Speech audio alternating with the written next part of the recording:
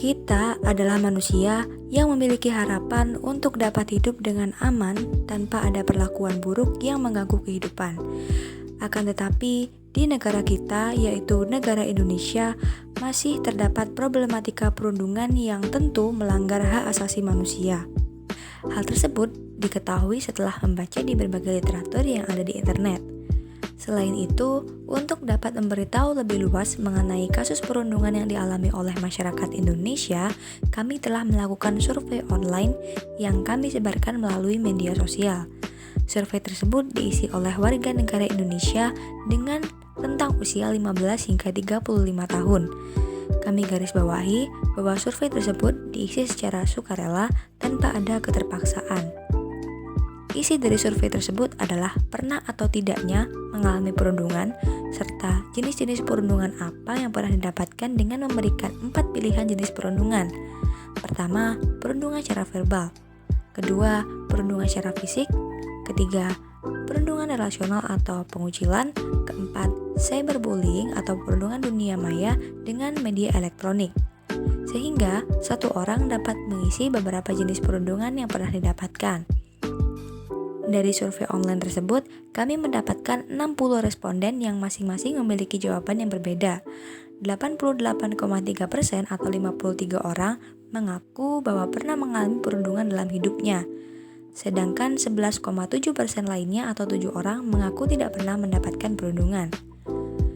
53 orang yang pernah mengalami perundungan, beberapa di antaranya mengalami satu jenis perundungan, dan beberapa yang lainnya mengaku pernah mendapatkan 2 hingga 3 jenis perundungan dalam hidupnya.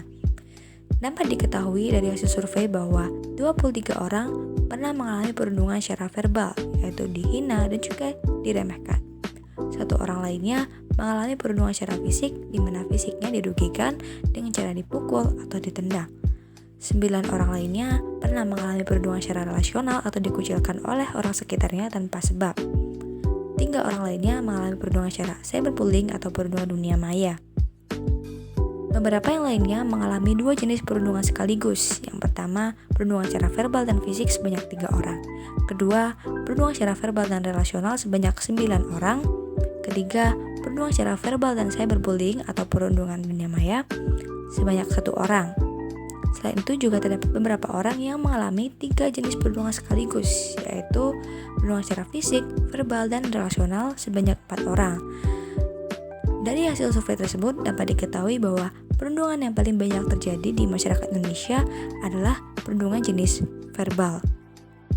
Setelah menampilkan hasil survei, kita lanjut membahas definisi dari perundungan supaya lebih memahami apa sih perundungan itu. Yuk simak lebih lanjut penjelasan mengenai perundungan.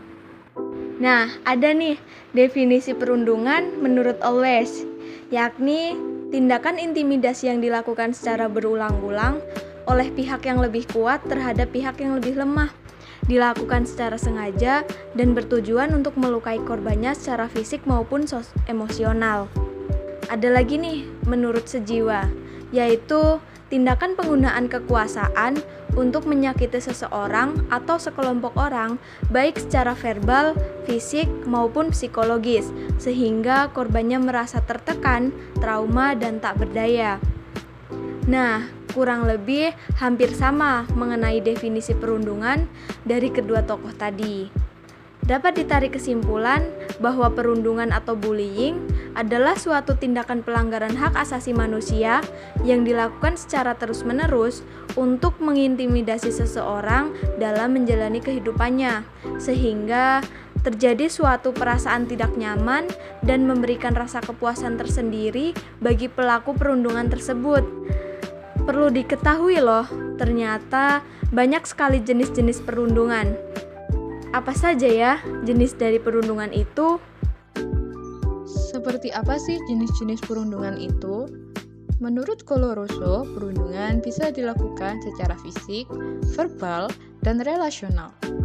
Yuk kita bahas satu persatu.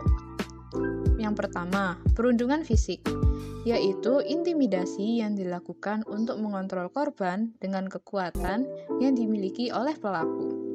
Contohnya seperti memukul, menendang, menindas, merusak barang korban, dan sebagainya. Yang kedua adalah perundungan verbal, yakni perundungan dengan menggunakan kata-kata, pernyataan, sebutan, atau panggilan yang menghina. Hasil penelitian menunjukkan perundungan verbal memiliki konsekuensi serius dan meninggalkan bekas luka emosional yang dalam. Yang ketiga adalah perundungan relasional, yakni perundungan yang dilakukan secara emosional dan luput dari perhatian. Perundungan ini berbentuk pengasingan atau pengucilan terhadap seseorang. Nah, seiring dengan perkembangan zaman, jenis perundungan itu juga bertambah, yakni adanya cyberbullying atau perundungan cyber. Perundungan cyber adalah tindakan perundungan yang terjadi secara online di dunia maya. Ini merupakan perundungan yang paling jarang disadari oleh masyarakat.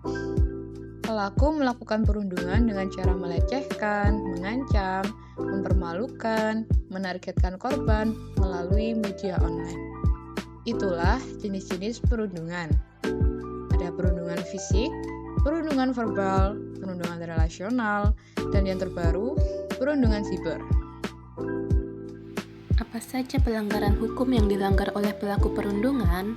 Menurut pasal 28G ayat 2 Undang-Undang Dasar 1945 berbunyi, hak untuk bebas dari penyiksaan atau perlakuan yang merendahkan derajat martabat manusia dan berhak memperoleh suaka politik dari negara lain. Maka, dapat disimpulkan bahwa perundungan merupakan penyimpangan terhadap undang-undang tersebut. Derajat martabat korban perundungan direndahkan, serta tak jarang pula korban mendapat siksa dari perundungan. Bahkan, melihat dari jawaban responden, pengalaman dirundungi dapat membekas hingga belasan tahun lamanya. Tidak melebih-lebihkan, perundungan dapat mengakibatkan trauma pada korban yang akan sulit untuk disembuhkan bertahun-tahun lamanya. Dari beberapa kasus permasalahan perundungan yang ada, dapat ditemukan suatu solusi agar seseorang tidak mendapatkan aksi perundungan di dalam lingkup masyarakat. Yang pertama, seseorang harus menanamkan pikiran positif dalam dirinya sendiri, agar dapat mencintai dirinya sendiri. Yang kedua, tidak menyalahkan dirinya sendiri atas segala kekurangan yang ada, sehingga dapat lebih sadar bahwa setiap manusia memiliki kekurangan dan kelebihan. Yang ketiga, mengambil tindakan dari setiap perilaku orang lain yang menyakiti tubuh kita.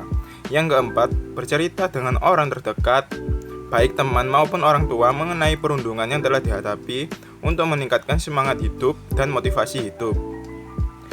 Yang kelima, membangun rasa percaya diri dalam dirinya sendiri. Yang keenam, cukup biarkan perkataan buruk orang lain supaya orang yang menghina merasa lelah dan menghentikan tindakan perundungan secara verbal maupun elektronik.